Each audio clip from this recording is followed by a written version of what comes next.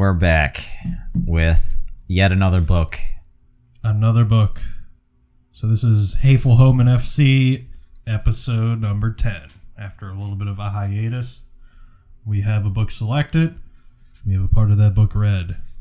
And the book is Pep Confidential by Martí Perarnau. I don't know. But if you look it up you just spell it out, Perarnau.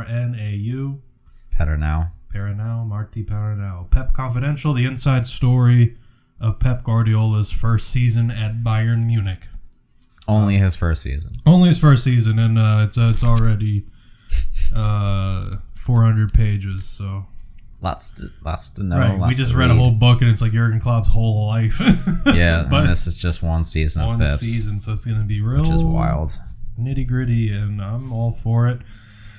And it's possible that we stick with Pep after this book, because we have the Man City story. we have the up. book. I bought them. I don't know if we'll drown in Pep Guardiola or not. Maybe we come back to it. But I do want to read about his time in City, because it's such a great success. Sir Alex Ferguson-esque in the success he's had at City. Very much so. But yeah, so it starts with, Pep has his time at Barcelona is over, and he's in his sabbatical, taking a year off just to reconnect with life, reconnect with his family. He moves to New York, and just, he's not like Klopp in that way. When he says he's going to take a year, he took the full year. Everybody's after him. Likes of AC Milan's and Chelsea were after him, and City were after him at the time too. But obviously he chooses Bayern, as we know, because the story is already told. Yeah, and just like reading through the first chapter, like it really gives you a sense of the type of people Pep surrounds himself with, and what their minds are like, what they do, like their success, and these people are pretty interesting, and just what the conversations that Pep has with them is just like such intellectual like water to dip your toes in, and just I don't know, like it would be really intriguing to sit at this dinner table with these people and just talk about stuff. Yeah, he's sitting with a Kasparov, a Russian chess champion, trying to see like, why won't you take on the up and coming talent Magnus, right? Who has risen to be one of the best of all time to this date, but he was up and coming then. Trying to understand why he said it's impossible to do that, which we'll get to, because I like that little excerpt. But I have the first things underlined here just to give a character traits or a definition of Pep Guardiola, if you could define him in a few sentences. If I had to define Pep Guardiola, I would describe him as a man who questions everything, not through insecurity or fear of the unknown, but in the search for perfection. Although he recognizes it as an impossible goal, it is nonetheless the force that drives him. As a result, he is often left with the pervading sense of unfinished work. And, I mean, I never would have been able to put it so eloquently like that, but watching his teams, it gives that vibe off. That absolutely. A 90% possession 3-0 win, and if the goalie boots it upfield, he's going ballistic, and you're just like, it's not good enough. The same kinds of things that you get from, the great coaches like Sir Alex Ferguson's, or even in different sports, whether it's a Bill Belichick, like the people who demand so much, and they are working through all the smallest details, making sure that everybody's doing their job. But even the most minute setback, or Nick Saban, and the coach of Alabama for so long, who's just retired, you can find clips of him because Alabama would trash smaller schools. It would be like 60-0. Wow. But you see, there's clips of him on the sideline when it's up that much, and the wrong defense is on the field, and he's freaking out. We're supposed to be in the nickel. Like it's not good. And we can't get complacent. We can't. It's not good enough. We have to be perfect, and that's why the sustainable success they were able to create. A little bit of a different kind of atmosphere than a Jurgen Klopp, though, but still just as that obsessiveness. Klopp has the obsessiveness for sure. But for your sake, I started on page 4 there. I didn't have anything. So if you had any notes before, I mean, I just have a lot. I took extensive notes. Oh, you got notes outside the underlines. All right. All right. But obviously, I didn't go as far as I should have. But it's one of the quips that came from Gary Kasparov was something like, what he said was, "I have the ability to beat him," Magnus Carlsen, the other chess player, "but in practice, it is impossible." And it was just funny how much like this became an enigma for Pep to solve and help Pep understand his own struggle with like why he was like so worn out by coaching Barca at the time, like, you know, why he's taking a break in New York City, and how he could like avoid it being late, like avoid it like again, no matter where he goes with. And then, I mean, he later kind of like figures out, like takes another step into like why he was just so fascinated with what his friend and was just, but later on, like it's something that his like Pep's own wife said about just it has a lot to do with passion, I think she said. And just how, like, as you get older, like, you just don't have, I guess, the energy to fuel the attention to detail in it lasting so much longer. Become more of aware of that it's a stress. Right. And Pep starts like kind of thinking about it more and more, and he's just trying to understand why his friend keeps saying it's impossible.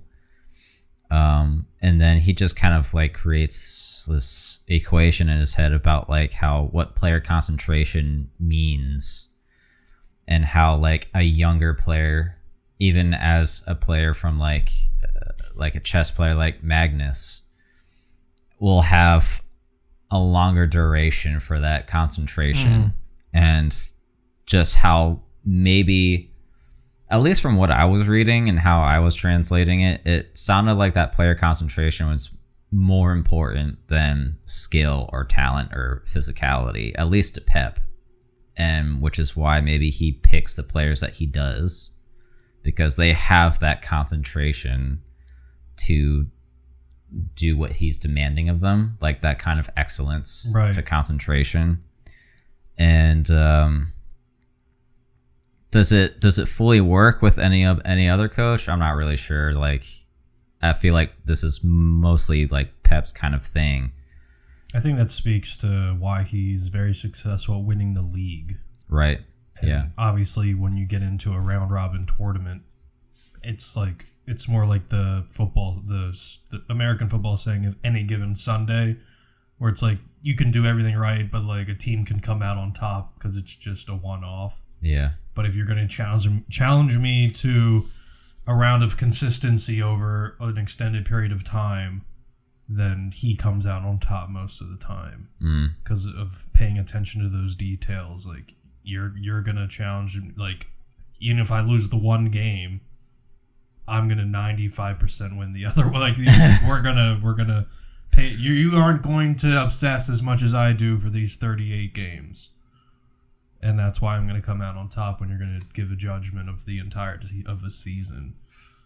which is why he was able to win the league so many times in Spain, and then dominate at Bayern, and then dominate at City.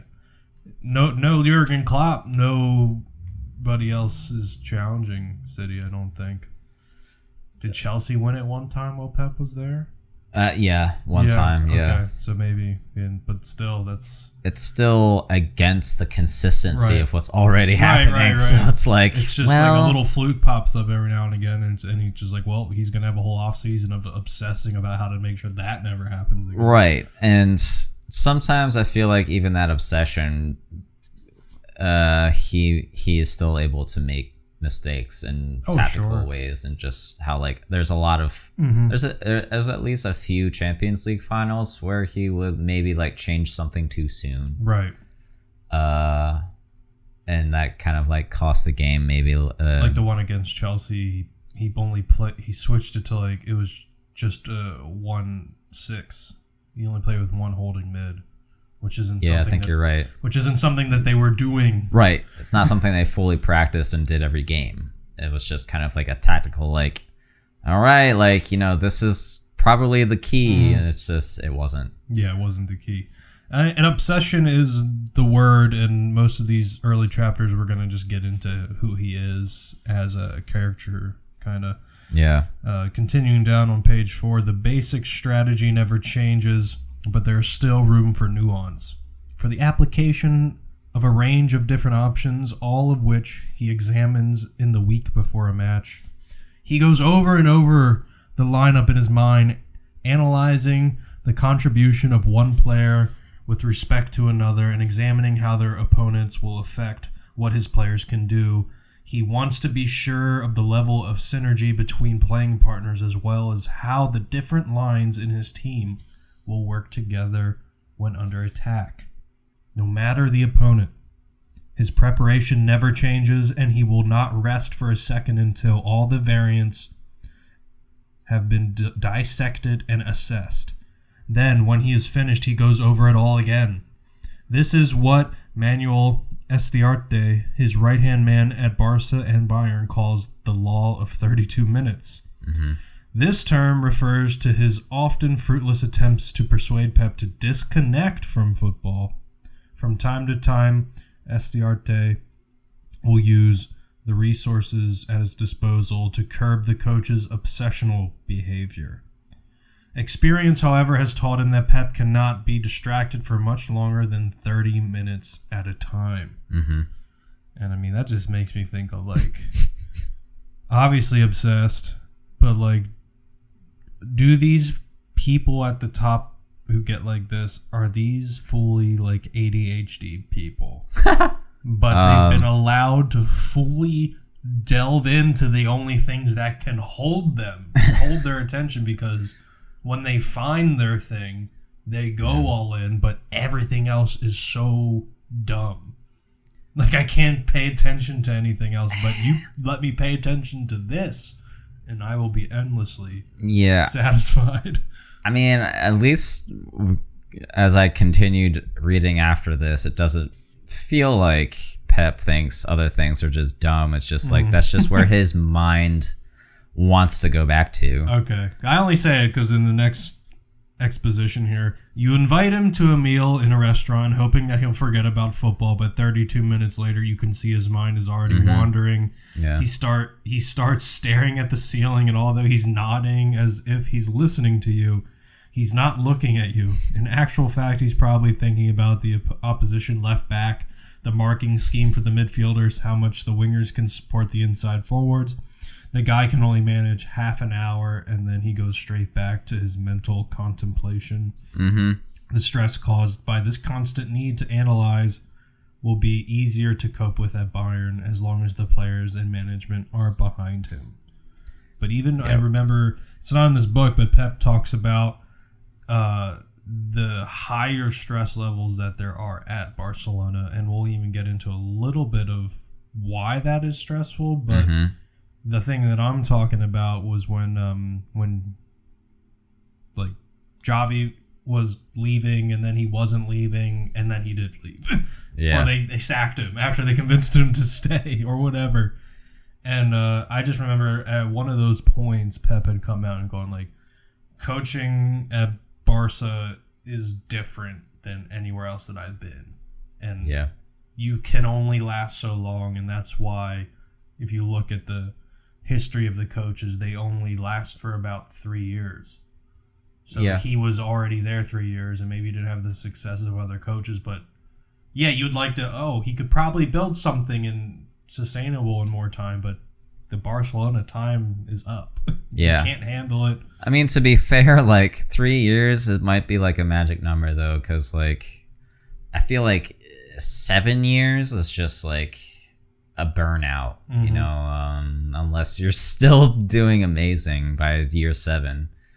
But in like Jurgen Klopp's case, like, you know, he builds such strong relationships with the people at that club, and then like of course it's gonna be hard to leave or find somebody that's gonna do a better job until like, you know, year 6 is coming around. It's just like, all right, like we're starting to feel the motions now, and just I don't know. I feel like 3 years is pretty decent enough time. I mean, if you're a manager in the Premier League, I feel like if you're not doing well by month 3, you're just gonna get sacked. So I don't know. It's a bit it can be a bit crazy, but even in the next chapter, as Pep talks about like the presidential hierarchy in Barcelona, it sounds a bit stressful and doesn't really you start to understand how that hierarchy works and the relationships the coach has with that embodiment and that ownership of the club itself. And just if things aren't lining up, the coach, like with the coach and the presidents of the club, and of course there's going to be a whole lot more friction, right? And you can't always do what you want, especially when it comes to like buying and selling players that you want or don't want anymore. But I mean, just to come back to like Pep's like law of 32 minutes and how that kind of maybe just, I don't know, like his obsession and like brings his own like concrete with him to like make the floor he's standing on at a club, which I think some of those presidents at Barcelona probably saw. And as they changed, even when Pep didn't always agree with them and they didn't agree with what he wanted to do, it was still just they still trusted him to do the job that he had, even if it was like 3 years or whatever. Yeah, before we move on to chapter 2, I'll just read off when his wife chimed into this conversation. Perhaps it's an issue of concentration, suggested Christina. That's it. Daria, I think is how you say that, agreed. If it were just 1 2-hour game, Gary could beat Carlsen. But in reality, the match would go on for 5 or 6 hours, and Gary just doesn't want to go through the pain of so many hours with his brain on overload. Calculating possibilities, Carlsen is young and isn't aware yet of what that does to you. Gary understands the impact only too well and wouldn't want to go through that for days on end. You would end up with one player who can concentrate for 5 hours and another who can manage only 2. It would be impossible for him to win. That night, Guardiola managed very little sleep. He was too busy reflecting on everything he had heard. I think Magnus Carlsen's actually at that point now. He hasn't. I can't remember all the details, but there's some tournaments that he hasn't gone to because he's just deemed them like not worth it. And it's not him saying I'm gonna go there and just clean up shop. It's just like it's just not worth the painstaking amount of time. To go do it. Which is so he's gotten to that point, but probably early on you just play everything. Because you're young. Yeah, of course. Like, I'm ready to obsess about this to the point of death. Yeah. it's such like it almost feels like a very cliche thing to say when you're like, oh, I don't feel like doing it because I'm old now. But then it's just like, no, like that has a big toll on some things that require intense concentration. Right. I mean, professional football, of course. A chess match that lasts hours, like, of course that's gonna be more difficult.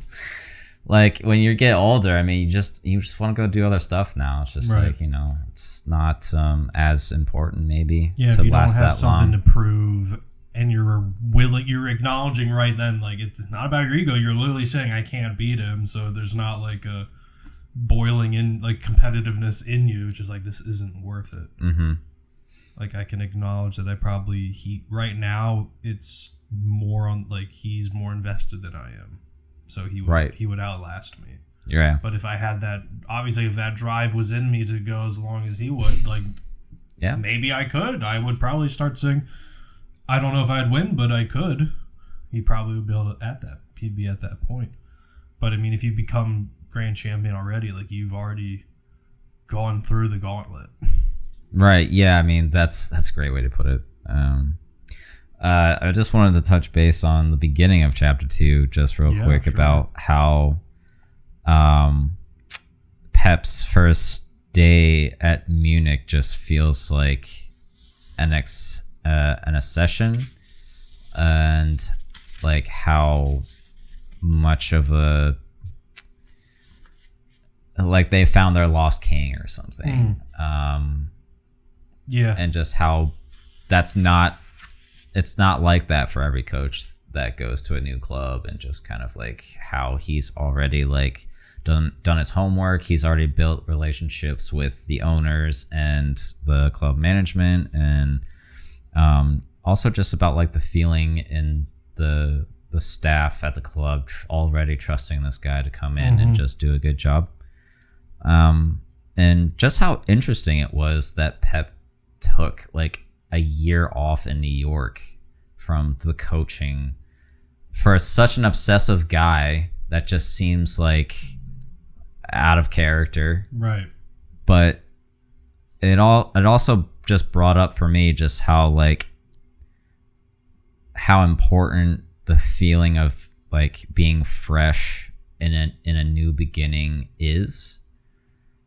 And maybe that's just kind of something he was sort of aware and took that year off and was like, if I'm going to start something new somewhere else after being successful at Barcelona, maybe, I don't know, he had the thought of just like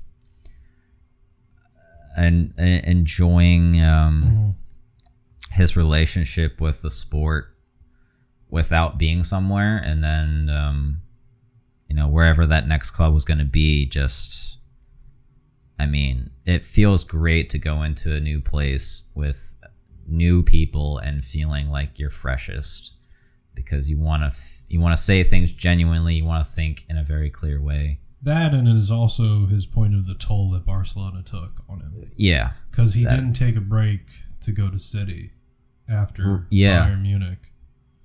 And he's been at City now since 2016.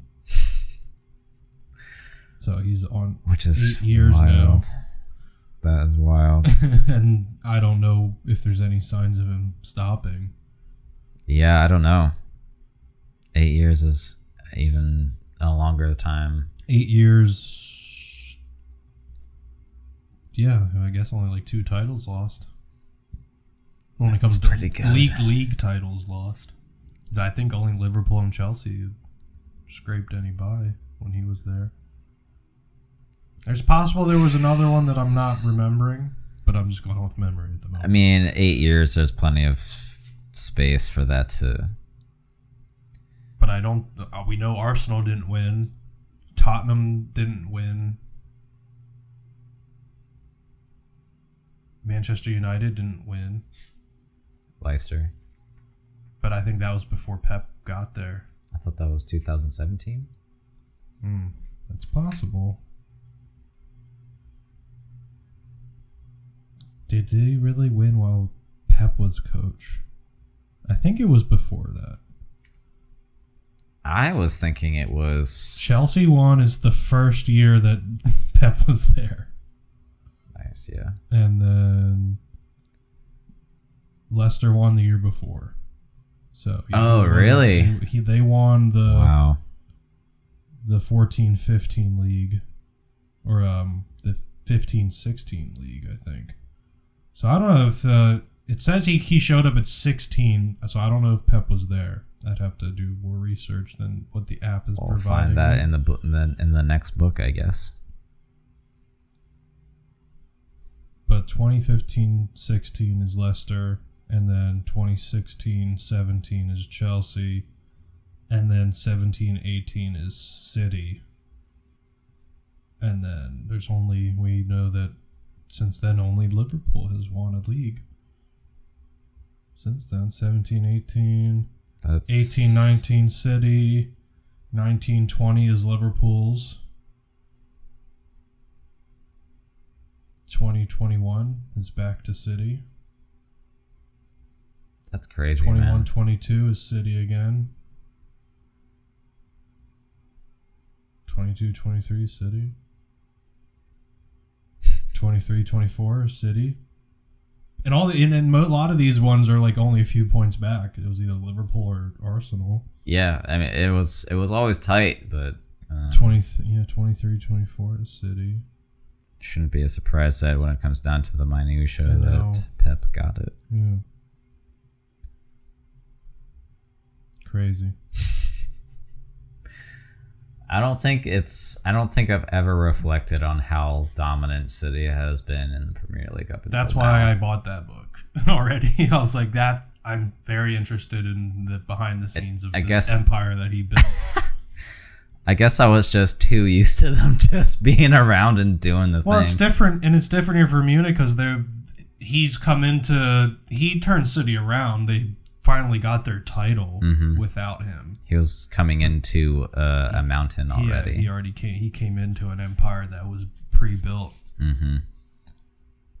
So Pep is there. He hasn't coached yet, but he's here now. In chapter 2. 247 journalists have been invited to the press conference, the biggest number ever to have been given accreditation for an event like this at this club. The atmosphere at the Allianz Arena is extraordinary, as if Pep's arrival represents not a simple presentation, more an ascension. Yeah. Enthusiastic noise fills the Munich stadium, and there is tension in the air as a solid mass of journalists cram themselves into the press room. See, I didn't know it was this big. Like, this is the biggest thing that's ever happened at the time, and my pulse isn't so in step with football news back in 2013. Mm-hmm. I mean, I didn't realize it was that big either. It's just...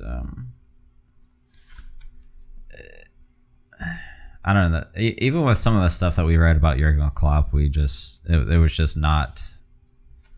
I was also just not in tune with football well enough to understand all of the stuff that was happening. Right.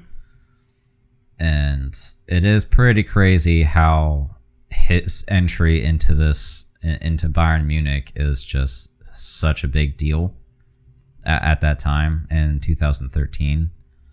And I mean, it's cool because like he was just up for that challenge and just was like, he's already familiarizing himself with the language that they speak, and he's just like full-heartedly, like head over heels, like wanting to enjoy this club and his time at this club. And he did such a good job there with just with how they did at Bayern. It was kind of incredible. So they're interviewing him here, back to the book, and he says, "I love football. I liked it even before I started to play. I still like to play it. I like to watch it. I like to talk about it. That's how I felt. We're sitting here talking about it, reading about it. I'm going to shut myself up in Sabener Strasse so that I learn everything I need to know about the club as quickly as possible, right down to the youngsters in the youth system. Another thing we can relate back to our body of work we have now is like the obsessions of Jurgen Klopp and Wolfgang Frank, and I gotta learn all these guys' names and everybody and everything that I can. Getting into more of the stuff about his personnel that he brings with him that we already read about, Manel Estiarte. He prefers to work quietly behind the scenes. He's the right-hand man, the person who will tell it like it is, regardless of whether the news is good or bad. Dominic Torrent shares the post as assistant coach with Hermann Gerland. Gerland is a Bayern man through and through, and he has worked with the players already such as Thomas Muller, David Alaba, and Philip Lahm. Then you have Lorenzo Buenaventura. That name comes up a lot, so Buenaventura. If I'm butchering it now, just get ready. Is sitting amongst the journalists. He's the physical trainer whose dedication to Guardiola is such that he dropped everything to follow him to Barcelona and has now joined him in Munich. Carles Plancart is next to Buenaventura. Plancart will be responsible for scouting as well as the tactical analysis of rivals and, still more importantly, their movements on the pitch. Then you have Christina, Pep's wife, and Maria, his eldest daughter, are in the 6th row of the hall. His brother, Pete, has also come along today, accompanied by both Evariste Murtra, the director who initially suggested that Pep become Barca coach, and Jaume Royes, the impresario who controls Spanish football's broadcast rights. So everybody who's involved, Pep's agent is there, everybody's there. Yeah, I mean, that's always, for me, like whenever I see a club sign a new coach, I always overlook just that when a club gets a new coach, like he's bringing his team, which consists of more than just him.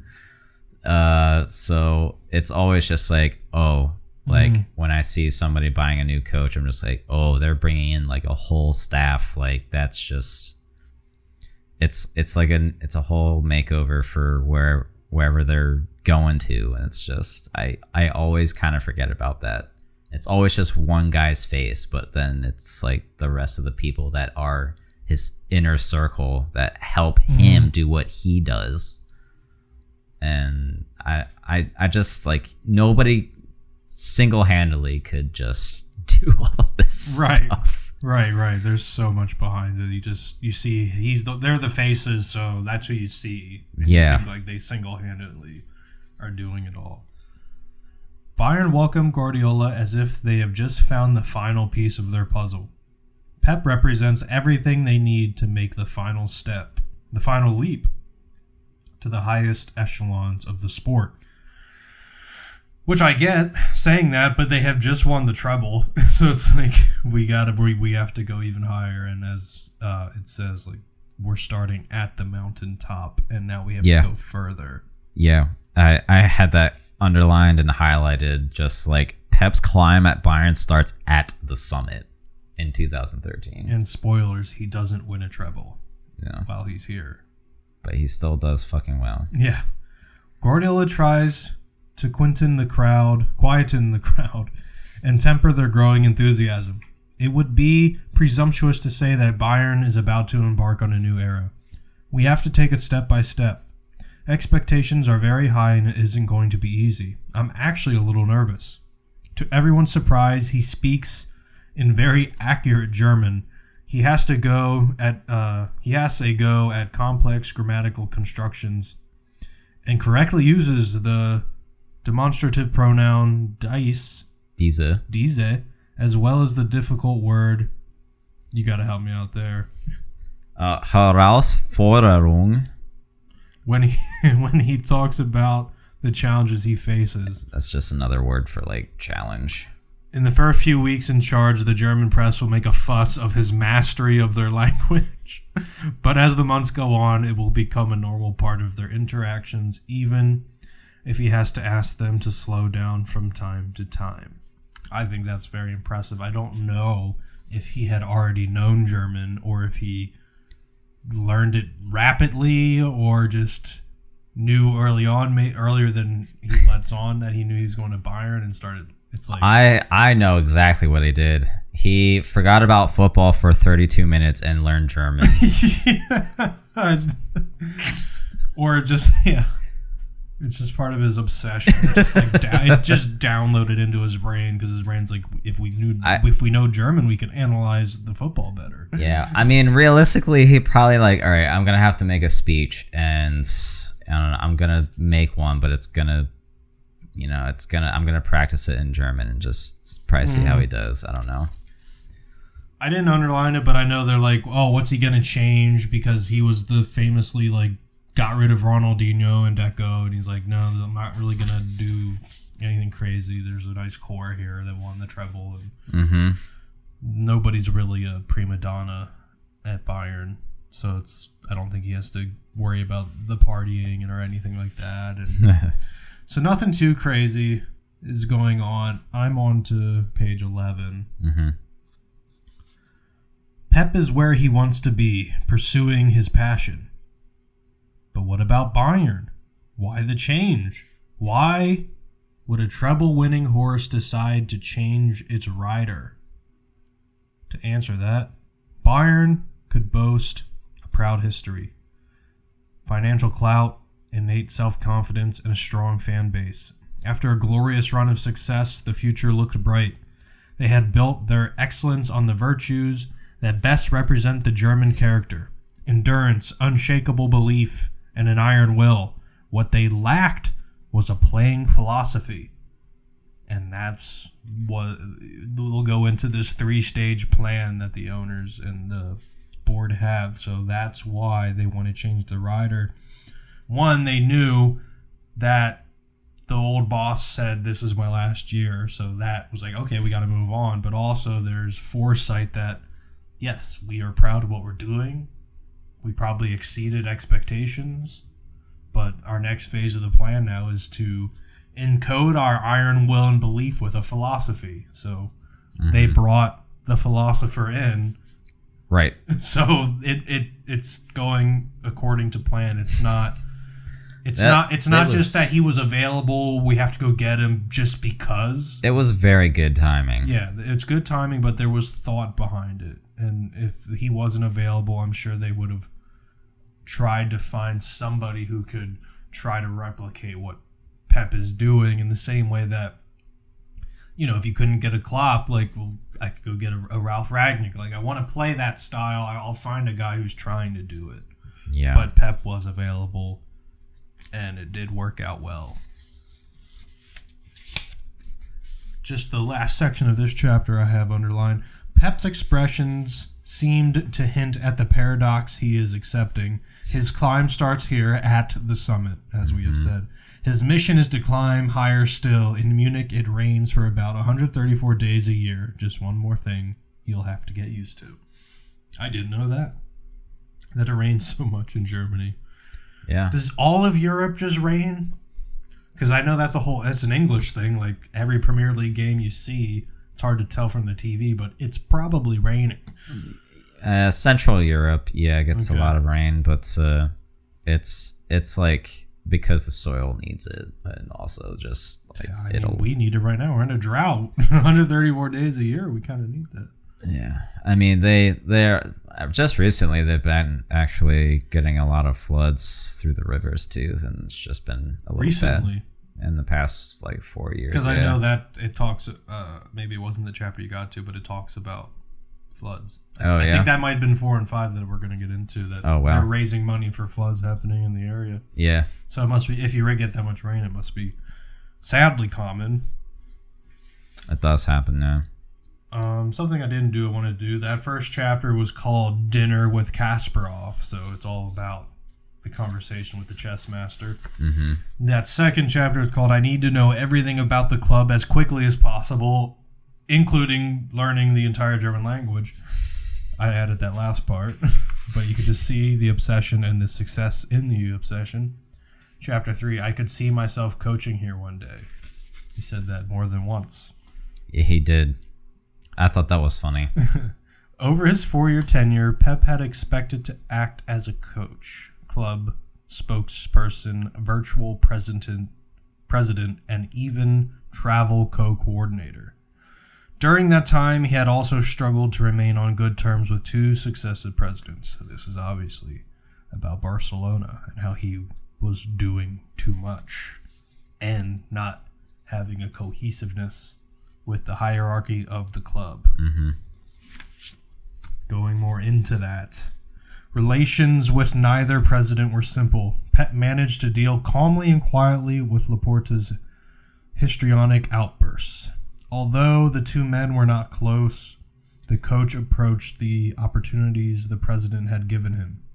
Laporta had initially appointed Guardiola as Barcelona B coach, and Pep had been hugely successful there, bringing the team up from the tough 3rd division, an achievement he still considers one of his greatest successes. His gratitude to Laporta was absolutely sincere and also extended to the sports director, his old colleague from Johan Cruyff's dream team, the elusive winger Tahiti Bedjistri. I don't even know. Bedjuristain. Sure. I don't even know if I said the first name right because it's spelled Txiki. So I don't know. I'm probably failing as a football enthusiast that I don't know who that is. I mean, there's a lot of people to know. The triumphs of Laporta's period in charge, however, concealed the struggles and skirmishes going on behind the scenes. So there's a problem with this guy. But what about the other guys? However, by early 2010, Guardiola sensed the things were about to take a turn for the worse. Presidential elections were looming that summer, and Sandro Rosell was the favorite to win. Rosell had been vice president from 2003 to 2005 until disagreements with Laporta forced him to resign. Under Laporta, the Catalan coach had won all 6 titles: La Liga, Copa del Rey, Champions League, European and Spanish Super Cups, and the Club World Cup. Rosell won the elections with an overwhelming majority, and his arrival added a sense of animosity and resentment to an already complex bureaucratic difficulties which plagued life at the club. In private, the new president referred to Pep as the Dalai Lama. Believing his coach to be a Laporta devotee, he was slow to trust him and resented the fact that the team had peaked too early by winning the 6 trophies during his predecessor's reign.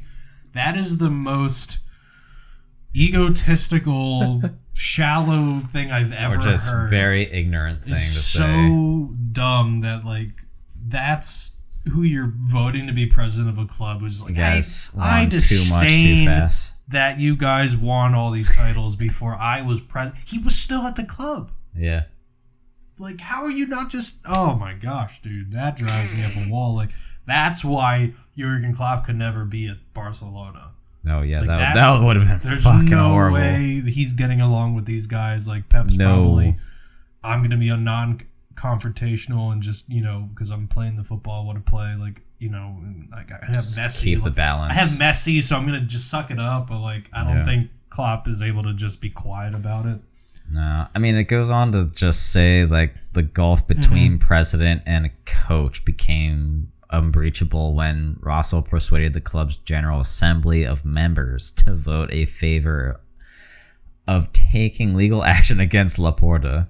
Russell was smart enough to abstain from the vote himself, but Guardiola, it was the beginning of the end. Yeah, I had that underlined, but I outbursted because of how ridiculous it is. We won every trophy that we were in, but like I you guys, I resent the fact that I wasn't president for it. Yeah, it made me a little sick reading that dude. Yeah. For 4 years, Pep demanded. Well, like I said, this is just painting the picture why this guy needed a year sabbatical. Yeah. Because there was more than just football that was draining him. For 4 years, Pep demanded unstinting effort from his players. Nothing but their best would do, and at times, his exacting standards caused friction within the group.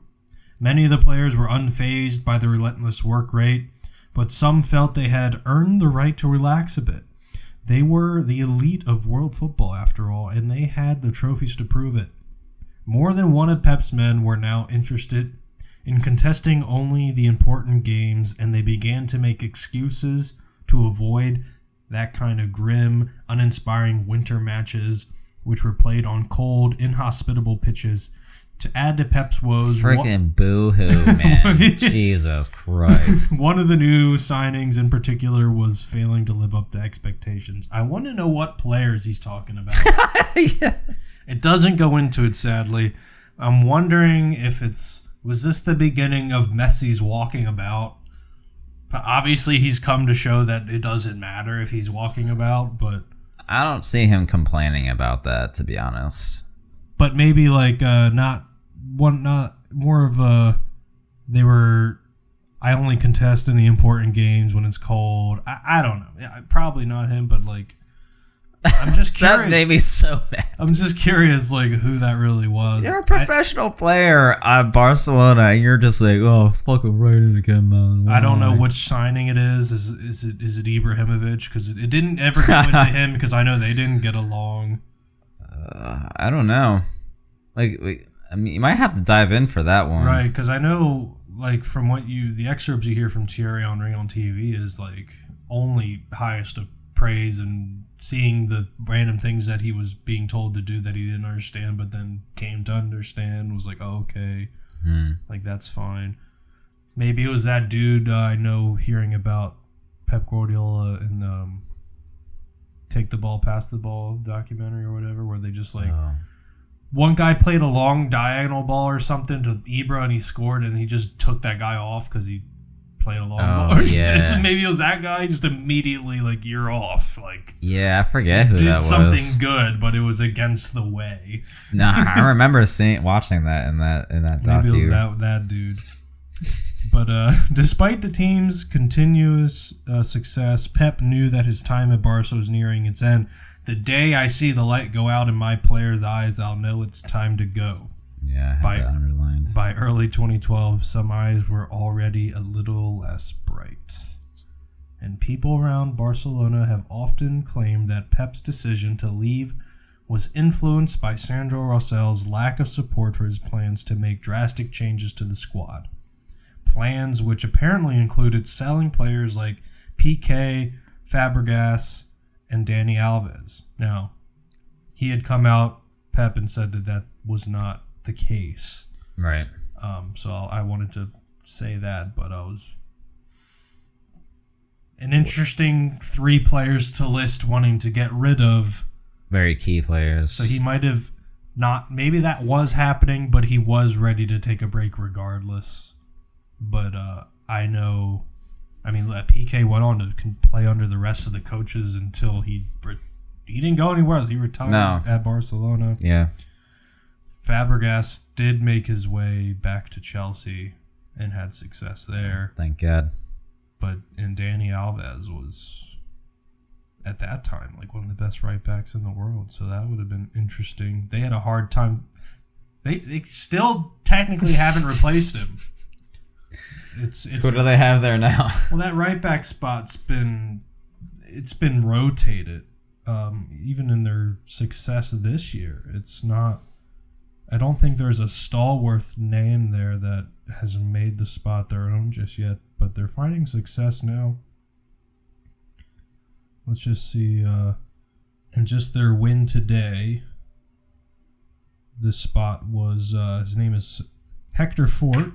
One of the youngins is 18 years old, so he... Oh, yeah, that's right. He played in the thrashing of Real Madrid, the right back, was right. Conde, the guy who's also a center back. He fills in there. He's kind of more of the stalwart now, but he's not playing every match. It was Conde again for the Bayern Munich win, so I guess he's kind of the starter. But I know I always see other names in there from time to time, especially because he's not a right back by trade. There's Fortin again in another game. So yeah, and then I know there's been other players that have been in there, and there's not a guy who's having all 38, 50 caps at right back anymore.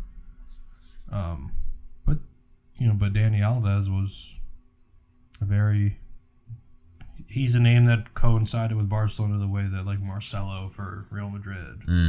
Okay. Or now Danny Carvajal, Trent Alexander-Arnold, Kyle Walker, those kinds. Now they don't really have one where you're like, the right back. It's going to come from their success, like a goal or an attacking thread or a ball played in behind. Yeah, I guess they just have people who can fill the spot and be a role player, and it's a good day when you're not talking about the right back for Barcelona. But they're finding success now.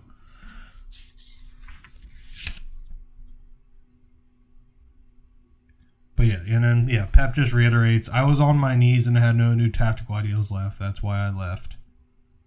There was no other reason. Yeah. He's being modest. You win that much and you don't want to disrespect the club. No. So I can get why you would just say that. Yeah, I mean... Keep it to yourself and write your autobiography after you retire about... I hated it there, but I love the football. Yeah. I love the people, but I just, the management drove me up a wall. Now I can say it in my book. Yeah. It's kind of crazy in the next paragraph here. During his sabbatical year, the job offers poured in. His ex-colleague, Chiki Begiristain, I don't know, the director of football at Manchester City, was very insistent. He also met up in Paris with Roman Abramovich, who was prepared to do anything to lure Pep to Chelsea. That would have been crazy. That would have been nuts. But obviously Bayern too were anxious to register an early interest, and a delegation from Munich attended Pep's last game with Barca, the final of the Copa del Rey against Athletic in Madrid on May 25th, 2012. The Catalan club won 3-0 that day. So I guess, word gets out pretty fast, I guess, and all these clubs, and even his ex-colleague is like, dude, you gotta come over here, man. You gotta come over here. He could have easily built that empire at Chelsea. He would have had the funds and... Yeah. Well, does Abramovich fire him if he doesn't win the first year or two? I don't know. I feel like not, but I don't know. Pep probably would have had Abramovich behind him most of that time, because it seems like he met him in person, right, in Paris, and was like trying to lure him in. Yeah. It seemed like he was like very much like, you get here, I'm giving you what you want, right? And I'm just like, damn it, it could have been so good. In the event, the Bayern delegation did not get a chance to speak to Guardiola, but they made their interest clear during a meeting with his agent. It was just 6 days since the Munich team had suffered a painful defeat to Chelsea at home in the Champions League final. One of my favorite days. What a game that was. Drogba. It's always Drogba. I gotta go back and watch that episode again. 1 week earlier, they had lost 5-2 to Borussia Dortmund in the Pokal final. Mm-hmm. Something we read about previously. Their opponents had just won their second consecutive league title after a brilliant campaign, beating Bayern by 8 points. So even then, they're interested in Pep, but not quite solidifying the move yet. Mm-hmm. Because their coach has, Heinix promised his wife that he would only go for 1 more year.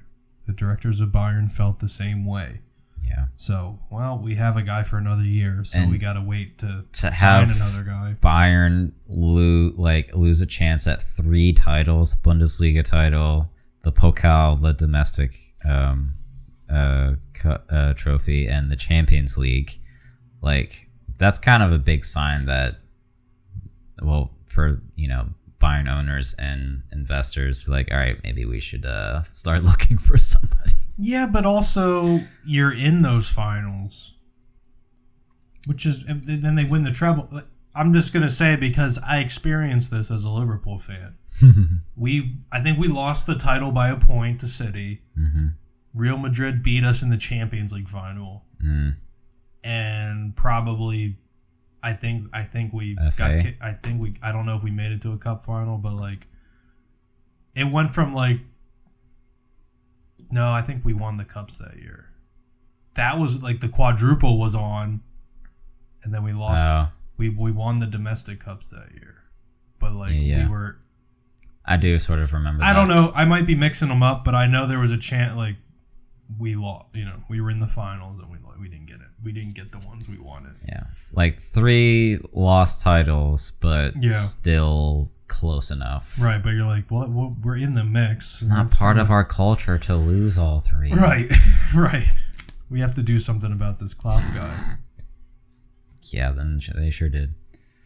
Pep liked the setup at Saberner Strasse, despite the fact that it was smaller than Barca's training ground and had fewer technical facilities.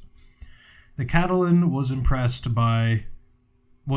and told Manel Estorate privately, "I like this place. I could see myself coaching here one day." Well, now that's like, oh, look at this epic foreshadowing. But also, it was May 4th, 2011, the pair also sat together in the stands at Old Trafford watching Sir Alex Ferguson's team beat Schalke 4-1. Once again, Pep turned to his friend and said, "I like this atmosphere. I could see myself coaching here one day." That would have been the opportune replacement for Sir Alex Ferguson, looking at what he has now done in the Premier League, going from what Sir Alex Ferguson winning like 13 odd Premier Leagues, and that would have been an empire trading off emperors and just that would have been so killing crazy. off any hope of any other Premier League teams for the foreseeable future. Thank God that didn't happen. And what were we talking about before the mics turned on is how Manchester United suck. Yep. They played Chelsea today, and it's just like Garnacho just wasting all the chances. But they just got a coach that could turn the tide, maybe. Yeah, who is it? I can't ever remember his name, but he's the Sporting CP coach in Portugal. He was touted with the Liverpool job at first because of his kind of Klopp similarities. He's had great success in Portugal. They're he's apparently coming in November. Like, they bought him out now, and not the next year. That's I thought maybe Van Nistelrooy would get a whole year of caretaker manager, but it's not going to be the case. No, it's probably been in the works for like 5 months though. There was already rumors about Hogg going out, and it just never. Sporting CP are 10-0, 35 goals scored, 3 conceded. Oh my god! I'm a little scared. No, I don't know what he's going to do. Their big talent has been the Swedish forward Victor Gokieres. I don't know if I'm saying it right. He's been had a 43 goal, 14 assist season last year within 50 games. Wow. He's off the mark with in 16 matches, 20 goals already and 4 assists. So now it's rumored is he part of the package? That's the rumor that he'll follow my God. his coach, but we don't know yet. Interesting. But hold on, I was gonna get his name for us here. That'll be interesting to see what happens there. Ruben Amorim is his name. 39 years old, but is now confirmed to be the next Manchester United manager. Had conversations with Kyle about this because it's like, that's probably the manager you want, but has the managers been the problem at United, and is it not the hierarchy of the club that is the problem? Because that's been my opinion. Are you saying it's the players? No, a little bit of the players, I think, but also like, just like, is it the director of football? Is it the owners? Is it the board? Mm-hmm. Is the culture in the office not good? Because it's not anything we hear about though. But it's what a lot of fans are complaining about and have had like strikes and whatever. Like I haven't gone a deep dive into it, but I know one from reading Klopp's book about how important the front office is, but also just I've been starting to hear it more of getting even the NFL teams, like if the front office isn't on board, like it's not happening. Like everybody has to be about winning. Is the culture there, or is that culture of Sir Alex Ferguson died? And I don't know. And perhaps the managers haven't been the issue, and that's not there. And maybe the coaches who want to bring the winning mentality and trying to like, maybe they've tried to do mass exodus of players, but they get denied. Like is this guy going to be able to do his vision or not? I don't know. Kind of like the Pep at right. Barcelona. I think they need to turn the keys over to somebody like a Jurgen Klopp, and that's why it's like they're bringing in a guy like that. But is he going to be able to create the culture that he wants? Yeah, no, it'll be fun to watch. Because if he also fails, then that'll just solidify to me that it's not that none of these managers. Like, I wouldn't be shocked if Ten Hag goes somewhere else and they just let him do whatever he wants and everything, and they start having success. Fine. Maybe he'll go back to Ajax and bring him back. Possibly. And that's my same thing I think about at PSG. Like, I feel like they're not a winning mentality. Like, why they can't get the Champions League? Because it's just there's not like a culture there. It's just the money. Pep's been able to combine both. A winning culture that has money instead of just a team that has money. Yeah. But I digress. Well, no, it's good football talk. It's just like it's current stuff and not the book. Yeah, it's okay. So anyway, that was just the only other club that he mentioned about, or I could see myself there. So he was half right. He ended up in Manchester. Eventually, just on the other side of the noisy neighbors in blue. Guardiola was an extraordinary footballer who preferred to go unnoticed on the pitch. He positioned himself far from the opponent's goal and played a pivotal role in driving the flow of the game. He was a player who was constantly planning his next move as he played the ball, and everything he did was designed to open up spaces and support his teammates. For Guardiola, success meant organizing the team around him. So there's just a little excerpt of, obviously, he played at Barcelona. He was that number 6 before there was a... Oh, man, I'm blanking. Why can't... My mind wants to say Rodri, but I'm trying to think of Busquets. Yeah, Busquets, yeah. Before there's a Busquets, there's a Pep Guardiola there. Running the ship from behind the scenes. You know, not getting the credit. But we just had a Rodri win the Ballon d'Or, so True. There was a defensive midfielder finally getting some recognition, and he's none other than under the tutelage of Pep Guardiola. Fancy that. So Pep's partner in crime, Estiarte, is also an exceptional athlete, known as the Maradona of water polo. So when I love this guy's background. I know, but when crazy. They first just say this is Pep's right-hand man, I'm immediately thinking how he's probably a soccer guy. Yeah, or it's not like Klopp's right hand man is the brain, and you know, and he's the soccer guy, which I love because like this guy has to give such a fresh perspective to Pep on stuff because he has not actually played soccer himself, right? But another like competitive passing the ball kind of sport. He's been at the top flight of his own sport, so you can bring parallels, as I've brought some NFL speak into our conversations. Like I said, the Maradona of water polo. He is a prolific goal scorer who possessed a killer instinct.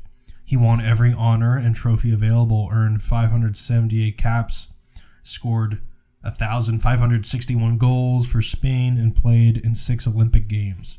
For 7 consecutive years, from 1986 to 1992, he was voted number 1 in the world in his field. Despite this success, one thing had eluded him: winning the Olympic gold for Spain. You know, this is when we start learning one of the other reasons that I read how Guardiola had success is doing the dirty work, not getting as much of the accolades, not being in the spotlight, but how important those things go towards winning. In the end, it would take a change in philosophy rather than athletic prowess to secure this final prize. Having met and befriended Guardiola, Estiarte began to reflect upon his own approach to sport. He began to understand that while his individualistic playing style and single-minded determination to score had won him plenty of honors, only effective teamwork would help him to secure the elusive gold medal. Estiarte decided he needed to make some changes. Already a harsh self-critic, he examined every aspect of his own game and saw that his egotistical ideas had to go. I almost didn't know that these metamorphoses were possible with people with egos. Yeah, I mean, it's cool to see that they are. Right. Working cooperatively with his teammates, he began to play a more supportive, enabling role. Almost inevitably, Estiarte lost the top spot in terms of goals scored, but his sacrifice changed the fortunes of the whole team, and Spain had won Olympic gold and the World Cup consecutively. Fuck. So if you want to go like, why aren't we winning? And maybe you're the best player on the team, maybe you should check yourself. You might just do something else. Maybe you're just being a little too selfish. But it feels good to score 30 goals a season. But we didn't win. But what about that shiny top medal? Right. What about actually winning it? That's probably better. Do it for the team. Right. Nowadays, the Maradona of water polo is known most of all for his intelligence and intuition. Always ready to offer players the benefit of his own experience, his primary role is to support and protect Pep as much as possible, rather like a gifted midfielder making a well-timed pass to his striker. So he's very loyal to Pep, and Pep values him. Yeah. Like, he doesn't take this guy for granted. It's why he says he's the right-hand man. I mean, yeah, that the first line of the last paragraph on 19 just tells you everything you need to know about his relationship with Estiarte. He goes into Pep told me how important Estiarte is to him. Coaching a football team is a lonely job, and that's why I value loyalty above all else. It's just like it just goes back into like that forgetfulness of like how I see new coaches coming in, but it's more than just the one guy. Right. It's people that he absolutely trusts and helps him be like the guy that he knows he needs to be. I mean, that was half the reason that you guys even had me come coach with you. Like, we know Nate. Yeah. Yeah. That was my qualifications. We know you and trust you. And Yeah. We know you as like in your relationship with the game and what things you care about and all the things that would be qualified for like a good coach on the staff. And it was a good decision. Thanks. Yeah, man. Absolutely. I don't regret that ever. I'm glad I said yes. A little bit more into Estiarte on the next page. I regularly say to him, Manuel, what's your take on this? And can always rely on getting an honest, intelligent response. He interprets body language brilliantly and knows exactly what a particular look or gesture means. The true greats all share this quality, this intuition. Other sportsmen do things mechanically, but to be truly great, you need this extra special ability. And Manuel has it in spades. That's why I need him here working with me. All of that, and the fact that we're good friends as well. This is the Maradona of water polo, who has achieved everything in his chosen profession, and yet he is the first to roll up his sleeves and get on with the task in hand, no matter how trivial. What a guy. Yeah. I would want him too. So, and Bayern Munich, they're chasing after Pep, and they're just telling him, don't worry about it. We're gonna make sure that we'll have everything we need to bring you here. Don't worry about the money. We're gonna find it. And then I learned this about Bayern. Bayern prefer to avoid debt, and their policy is to ask their club members and sponsors to foot the bill for any new investment. In this case, everyone is happy to invest in Pep. Now, I know our friend Kyle doesn't like Bayern, and we learn, Klopp, probably getting that from Klopp, talking about how Bayern are like China, and we're going to just use the money and take the tactics that are good and throw money at it. Mm-hmm. And yeah, they did have more money available, but not a lot of clubs don't operate this way. No, there's some special qualities to them. It's just like some of the decisions they have made are still kind of questionable and dirty. That had some respect at least come back for me, that's how they try to make decisions. And even if you're going to spend a lot in making sure that the debt isn't there, I know I mentioned before, that's what Napoli does. They are always operating in the black, even if it's to the detriment of the football. Mm-hmm. But it is being a responsible businessman. Right. Sometimes maybe you need to invest in the football to make the money, but I don't. I am not a billionaire, so clearly I'm more of a Klopp-minded guy. Like, somebody figure that we need this to be about football and not about money. Yeah. So I'm an idealist in that way, and that can be sometimes ignorant. I understand that. So the conversation goes well. It's almost as if three of them have the ball at their feet. That's Pep talking with the owners. They discuss Mario Gomez, Luis Gustavo, and Timoshuk. I have no idea. Timoshuk. And Pep insists that he wants to hold on to Toni Kroos. Wow. Poor Toni Kroos. And over in Barcelona, tongues are wagging, and Pep's critics accuse him of taking the soft option. Little do they know that back in Munich, Jupp Heynck's metamorphosis from coach to living legend had just begun, and that he is about to lead his team through a jaw-droppingly successful treble, setting the bar tremendously high for his successors. So you took the easy job, but now as this but chapter they didn't began, know it was going to end that way. They didn't know he was actually taking Jupp. the hardest thing to start at the summit of success. It was a very tall mountain already. Do you want to stop?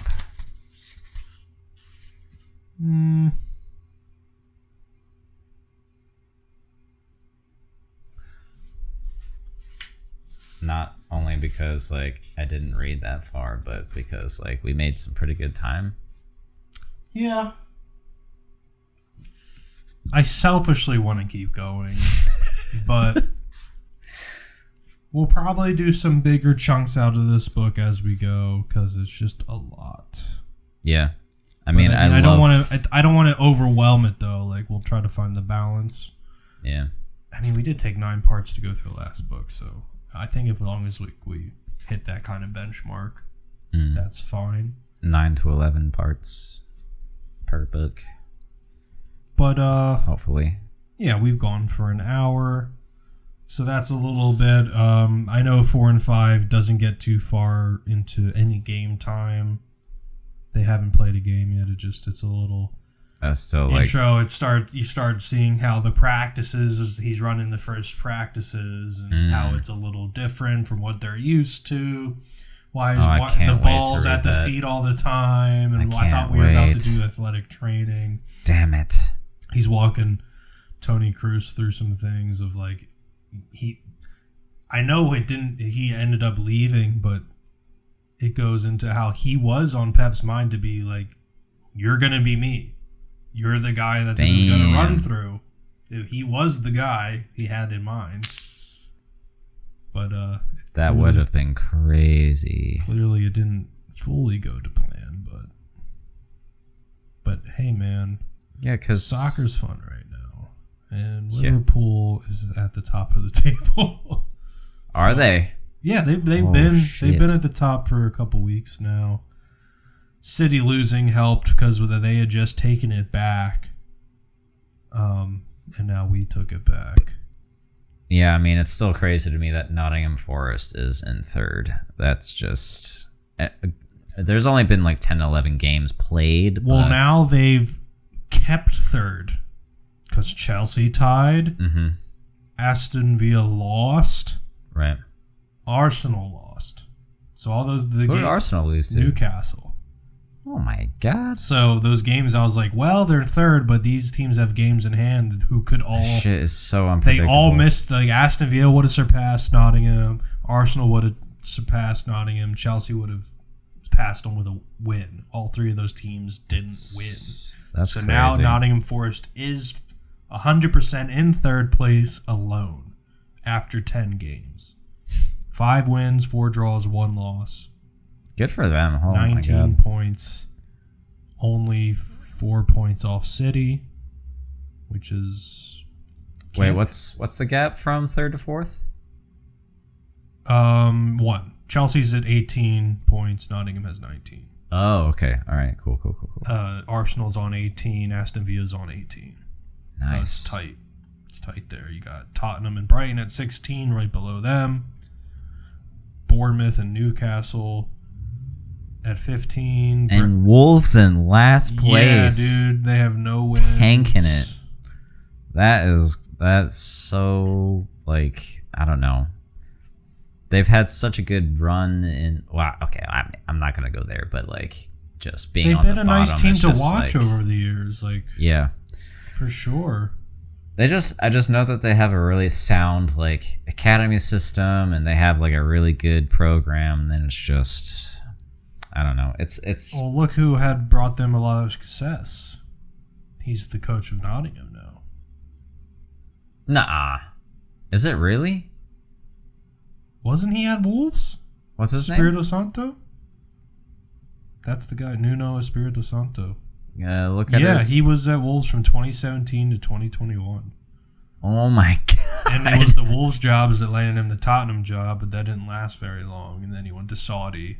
And then that only lasted a year. And then now he got the Nottingham job. That is wild, man.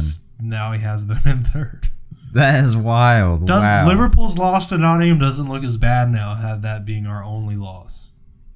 Well, no, but... Well, I was really upset about it. I know you were. I was like, we lost to Nottingham Forest. It's a bad day. We only lost to the third place team.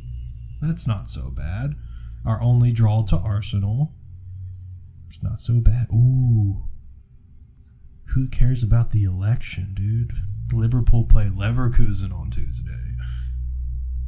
Oh, snap. Yeah, that's a good matchup that I was like hoping that to be the Europa final. That didn't happen. What time is that one? At 3. Oh, man. I'm going to have to get out of work. Fast. No, I'll just miss the first half, I guess. Fuck. I mean, I'm starting to like the new Champions League thing. You're getting a lot of crazy matchups. Yeah. I wish I could watch them all. I was like last 2 weeks ago, Champions League week. Man, there were so many fixtures I just wanted to watch, man. Right. Oh my god. So Liverpool's Champions League schedule is Leverkusen, and then late November, Real Madrid. Then we play Girona. Maybe we should just have like a Champions League highlight day where we just watch. Then we play Lille, all of the highlights. PSV Eindhoven, and now that's it. Because there's just 8 games. Right. I'm curious if Ancelotti's really good at beating Liverpool. That's the bad thing. Well, we'll see. They have a different coach. But if they play the way that... If Real Madrid try to play that 4-4-2 counter thing that they did against Barca, I think Liverpool will do well in the way that they're not full pressing all the way to the opponent's box unless they can slowly... They will if you let them get that high. But they don't just rush to it. Because a lot of the AC Milan game that I watched was a lot in the middle of the field, which that front 5 or 6. But mainly starting with the attacking 4, because it's always a 4-2-3-1. So with those 3 attacking midfielders and the striker... And when the 2 6s can get up, they will. They just shift back and forth a little bit high, but not so high, and just make you have to keep going left to right. They'll let you go left to right. Yeah. And they wait, and they keep those channels plugged up for when you try to get in between, make that pass in between the lines.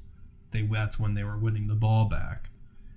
So if Real Madrid are always trying to just play that ball in behind, but we're going to be patient with it, I think that could suit us well. Like defensively, but how would they try to get through? Is Ancelotti going to do that if I'm having the thought? Probably going to play a different way, and probably go to a 4-3-3 and just try to... When is that game? Play us off this the week? Ball. Oh no, that's not till late November. That's just the next 2 Champions League games Liverpool have are Leverkusen, and then they play Real Madrid. Right, okay. Yeah, and that's a lot of time. That is a lot of time. Yeah, we won't know until the day before. Liverpool's fixture list here, though, is pretty difficult. All of November, other than maybe Southampton. It's the only game. So you got Leverkusen, then you play Aston Villa, then you get a little bit of a break, but those minnows will win a game. Then you have Southampton, then you play Real Madrid, then you play Man City, then you play Newcastle, then you have the Merseyside derby, then you go back to the Champions League to play Girona. That's a lot of good teams. Right. It's a lot of soccer to play, Elliot. Damn. But you got Liverpool at the top of the table. Napoli still at the top of their table. They just got their butt kicked by Atalanta, though. So now the points difference at the top is only 1. Inter's right behind them now, 1 point behind. But there's Napoli still at the top. So I guess Juve's reign is pretty much over now. No, I mean, they're in the mix. Juve is in 5th at 21 points. They're there. They still haven't lost a game. Oh. But they just have 6 draws. Oh. Yeah. So, in the long haul, they're going to be there. That's wild. They had a great game against Inter, too. They were down 4-2, and they tied at 4-4. That was a really good comeback by them. Bayern Munich still at the top of the Bundesliga. Yeah. But Dortmund just did a service for them by beating Leipzig, who was the closest to Bayern Munich. But that was a good win for them, beating the second place Bundesliga team. Yeah. It's just they needed a win after losing in the Champions League and also getting knocked out of the domestic cup.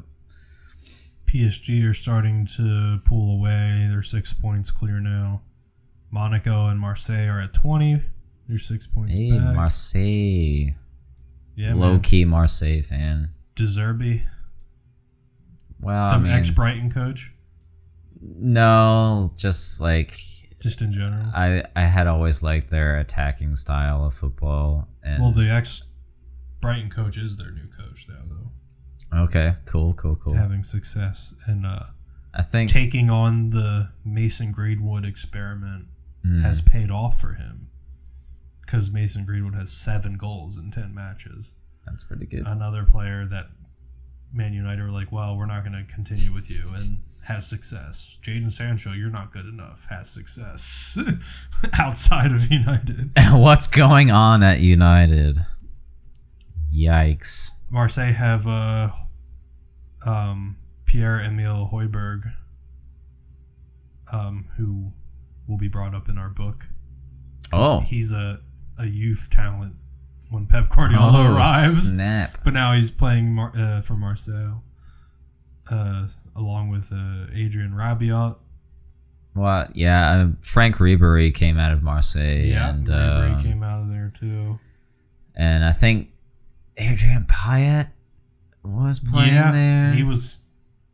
Dude, that guy just had like 2 years of just like West being Ham, crazy. Yeah, West Ham just and then going just, nuts. Boom, just like one of those guys who just peaks Faded for out. a second, and every free kick goes in. Yeah, what's his name? Sanchez? Alexis Sanchez. Yes, Alexis Sanchez. Kind of like Alexis Sanchez. But I think Alexis Sanchez was He had longer. a lot more sustainable success. Yeah. I mean, he wasn't a world beater for Barcelona, but he did well there. Yeah. But I just like that Payet was able to go to Marseille and like he just fit into that attacking system pretty well, and it was fun to watch. He was at his best for Arsenal. Yeah, he did do well. And then went to United and didn't do anything. Then he was just like a veteran guy on the bench for Inter. Then went back to Marseille, scored 18 goals, then went back to Inter, and now apparently he is hurt on the Udinese bench,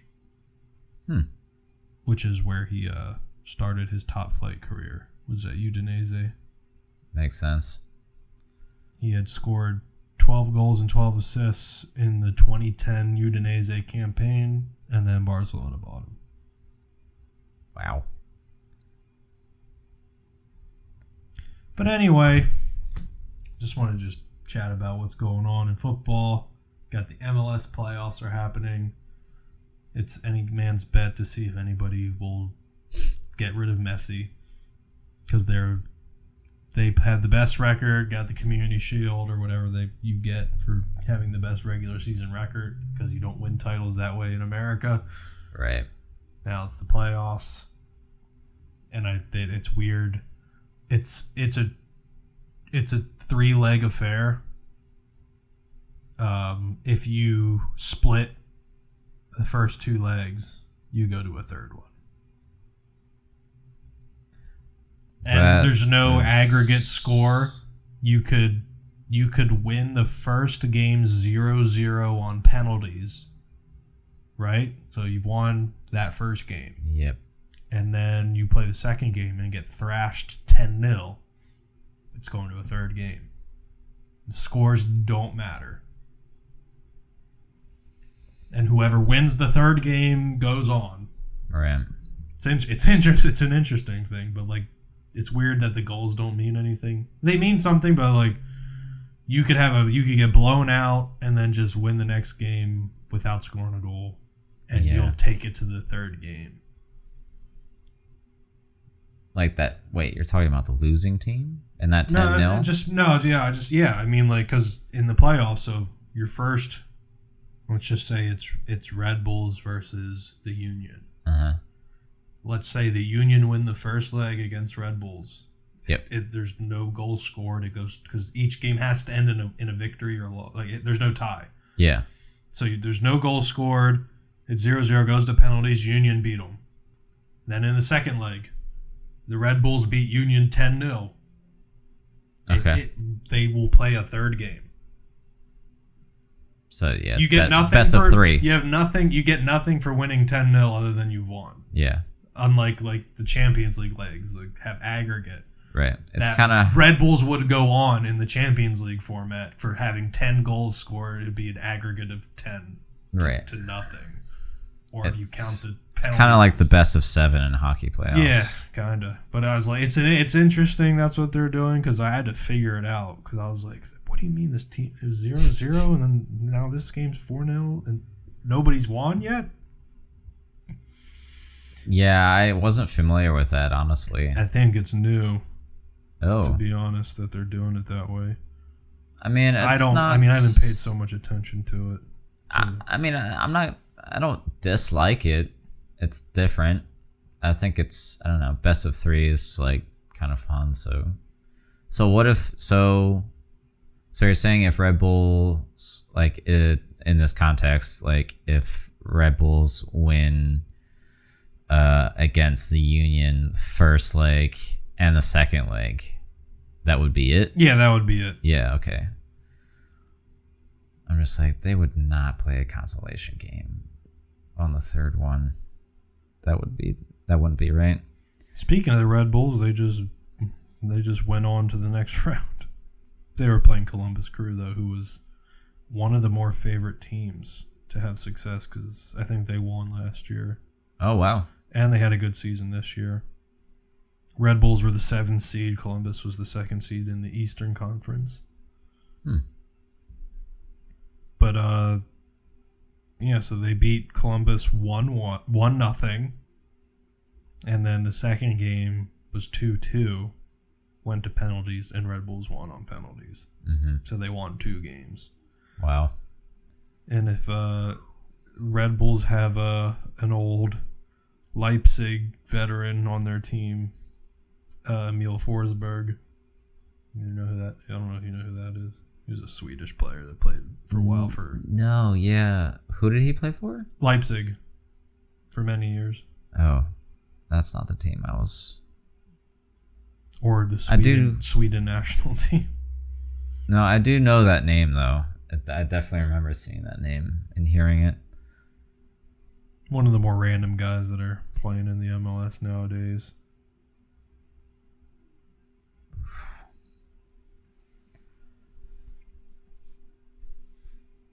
Man, another PK shootout. Seattle Sounders and Houston Dynamo. But it's all about Inter Miami, who are playing Atlanta.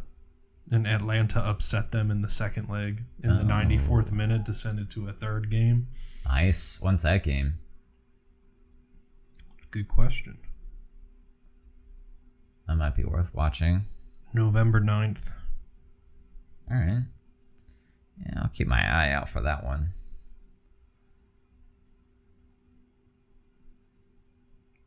It would be interesting to see Miami lose out. It's possible. Messi's been hurt for like half the season. Yeah, he's an old man. But in half a season, he's tied for first for goals and assists. Yeah. I believe that. I just think his body is a bit more fragile. He scored 20 goals and 10 assists. 22 goals, that was just MLS. There's the cup games too. In 24 games, he had 22 goals and 13 assists. Jeez. Just for funsies. Because, like, how much can a man care after you finally won your World Cup? Well, if he likes playing, that's all it takes. Just having fun probably helps the success. Like, there's no stress. Less stress. And you have David Beckham just kind of like, here you go, buddy. Go on the pitch. Go ahead. Go. Yeah, Messi's tied with 2 other dudes with 31 points when they tally up goals and assists. But those 2 guys played the whole season. So he was tied for being the most influential player but he only played half the games. Oh my god. Guess who the top scorer of the MLS is? I won't know it. You'll know his name, though.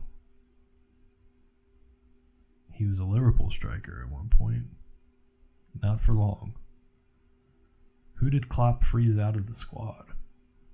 Freeze out of the squad? He's just like, you don't line up here because Brendan Rodgers brought him in. But then he was also at one point when he's at Dortmund, he was like, I might bring you here. Ah, shit. Yeah. Who was it? Christian Benteke. Yeah, Benteke. Yeah. He's the top scorer of MLS, playing for DC United. Oh, wow. But, yeah, I didn't know he was over there. DC United did not make it the playoffs. Dang. He could have kept going. They were tied with Atlanta, who's taking... And Atlanta's the 9th seed, which is as lowest you can be in your conference to make it. They're taking Miami, the top seed, to a third game right now. DC United was tied with them on 40 points, but their goal difference... Atlanta's goal difference was -3. DC's was -18. Oh my god. They scored 52 goals, which was a good amount for compared to other teams, but they conceded 70. Yeah, that's quite a lot. Only New England conceded more goals. But those goals are why they were even in the conversation, because that defense would have had them in last place. Yeah, they are among 3 teams of all of MLS who conceded 70 or more goals. That's a lot. There's a lot of these old guys. Like Toronto didn't make the playoffs, even though they brought Lorenzo Insigne from Napoli. They brought Bernardeschi, who was a Juventus player. Don't matter. It's not easy for all these. But it's also showing like Messi's 37 and he just walks around and scores goals still. That's why he's one of the greatest, if not the greatest. Ronaldo's still not in first place in Saudi Arabia, which makes me smile because it's just funny. It is a little humorous. Mitrovic is over there scoring mad goals. The Serbian Saudi Arabia team is in first place again. Mitrovic, and then you have Milinkovic-Savic. Cancelo joined them. They're right back from Barcelona City. It's not a terrible team. Koulibaly, the old Chelsea Napoli man, is there. Yeah. Then, Mitrovic's just the goal-scoring guy. But this is the team who has Neymar, who played like 3 games and tore his ACL. They've won the title last year without him, and then they're going to win the title again without him. But, like, technically they should have Neymar, and they don't need him. Right, yeah. Which is just crazy, because he's just getting all the money. That's just the team mentality, though. It's just, you don't need one great player. You can still play well. Right. The team in seconds is Benzema's team. Benzema. He's the second top scorer. He has more goals than Ronaldo. Ronaldo has 6. Benzema has 8. Mitrovic has 10. Damn. Ronaldo. What a league. Ronaldo's 4 out of his 6 goals are penalties.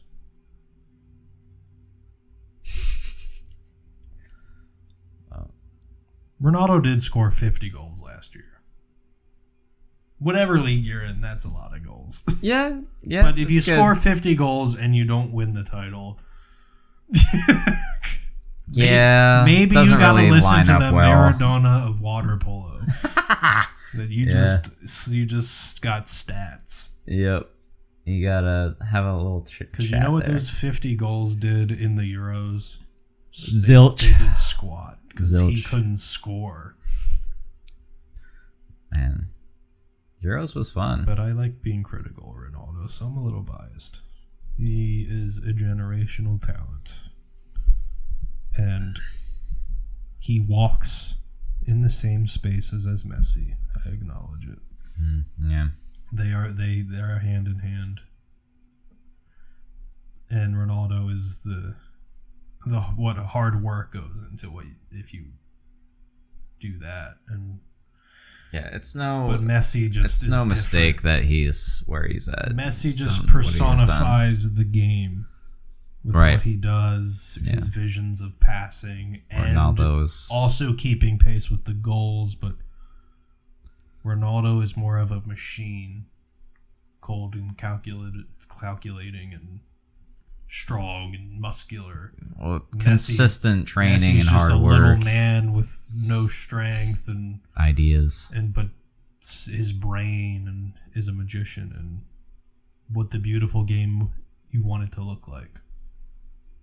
But both won so many trophies, so both are part of the sport. There's not a right way, but yeah, if you want to explain what football is to somebody, you just say watch Messi play. And then watch Ronaldo play, and then see the difference. Yeah. And I get why Ronaldo can be cool, but Messi is better. Yeah. What a time, though, to be able to watch them be at Barcelona and Real Madrid and just clash. Just clash and. We've seen it, man. We've seen it. I got to live through that. That's pretty cool. We've lived through a lot of good football because it's different. Yeah, Mbappe's on Real Madrid and Barcelona has good players, but it's not. These top players teams have the best players, but they're not. They're not doing the things. And I get it. Mbappe's won a World Cup, but I don't watch him play and go that's the next Ronaldo or Messi. No. Even if the numbers, the numbers might speak it, but well, I don't think there's a next one yet. We're gonna be talking about. Yeah, I think it's also different because football has only gotten better and more difficult. True. Because I think it's harder for these kinds of players to come through and shine out as individual. Yeah, stars. And that's not to harp on them, a Haaland or an Mbappe. I think they could be talked about after they're done, a Thierry Henry or something like that. Which is that's nothing to, just laugh at. No, Just not quite. Thierry Henry doesn't have the weight. Thierry Henry isn't walking in Messi and Ronaldo's, whatever world they live in. Yeah, He didn't make it there, in my opinion. He was still way up there, though. You're definitely in the Hall of Fame if football world has a Hall of Fame for overall play. They're in the Hall of Fame with Messi and Ronaldo, but if you have a room, you put the busts of Messi and Ronaldo in a separate room within the Hall of Fame, where Pele and Maradona are. Yeah, but Thierry Henry doesn't go in there. They're outside. I get what you're saying. They're in the Hall of Fame, but they're not in the Hall of Fame of Hall of Fame.